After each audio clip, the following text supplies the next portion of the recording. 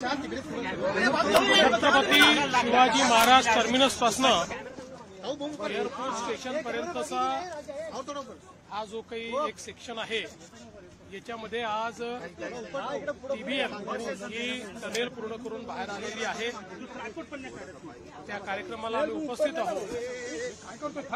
हे जे काही काम चाललेलं आहे एक इंजिनिअरिंग मार्वल आहे की ज्यामध्ये पहिल्यांदाच जी काही आपली मेट्रो आहे ही त्या ठिकाणी जी अपग्रेड मेट्रो आहे ती येऊन आपल्या अंडरग्राउंड मेट्रोला मिळते आहे आणि त्याचा कॉन्फ्लुएन्स या ठिकाणी होतो आहे।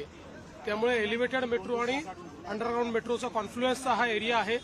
अतिशय कठीण अशा प्रकारचं हे इंजिनिअरिंग होतं जे या ठिकाणी आज MMRDAच्या माध्यमातून जे कुमार कंपनीने केलेलं आहे। त्यामुळे तेच बघण्याकरता आणि त्याचा अनुभव घेण्याकरता आम्ही या ठिकाणी आलो होतो। आपल्याला कल्पना आहे की मुंबईमध्ये मेट्रोचं काम अत्यंत वेगाने चाललेलं आहे आणि पुढच्या वर्षीपर्यंत 150 किलोमीटर मेट्रो ही डिलिव्हर झाली पाहिजे या गतीनं आमचं काम चाललेलं आहे। मला विश्वास आहे की मुंबईकरांकरता ही मेट्रो एक नवीन लाईफलाईन म्हणून या ठिकाणी काम करेल।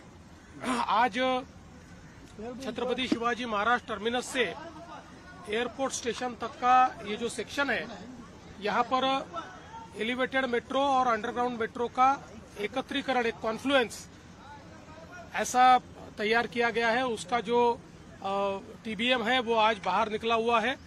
एक बहुत ही मैं ऐसा मानता हूं कि रोमांचक इस प्रकार का एक क्षण है क्योंकि एक प्रकार का नया इंजीनियरिंग मार्वल ये मुंबई मेट्रो के माध्यम से यहाँ पर तैयार हो रहा है।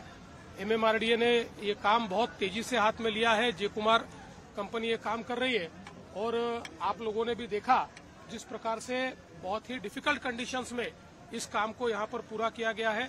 इसके स्टेशंस भी आप देखेंगे तो भी बहुत डिफिकल्ट कंडीशन में वो स्टेशंस तैयार किए गए हैं। इसके कारण मुंबईकरों को बहुत फायदा मिलने वाला है। अगले साल तक 150 किलोमीटर मेट्रो बने ऐसा हमारा प्रयास है। महाराष्ट्र में नई शिक्षा नीति को 2025 से लागू करने का नोटिफिकेशन जारी हो गया है। हिंदी को भी कंपल्सरी रखा गया है 3 भाषाओं में। कैसे देखते हैं और क्या? देखिए, जो नई शिक्षा नीति है उसको हम पहले से लागू कर रहे हैं।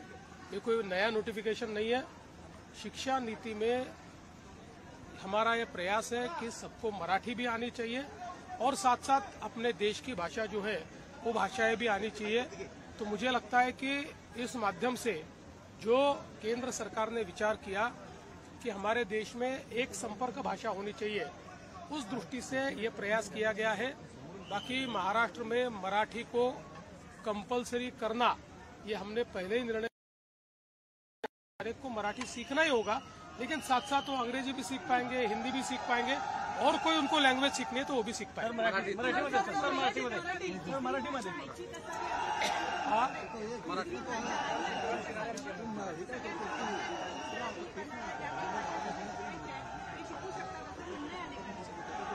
असं आहे की नवीन शिक्षा नीती ही यापूर्वीच आपण लागू केलेली आहे।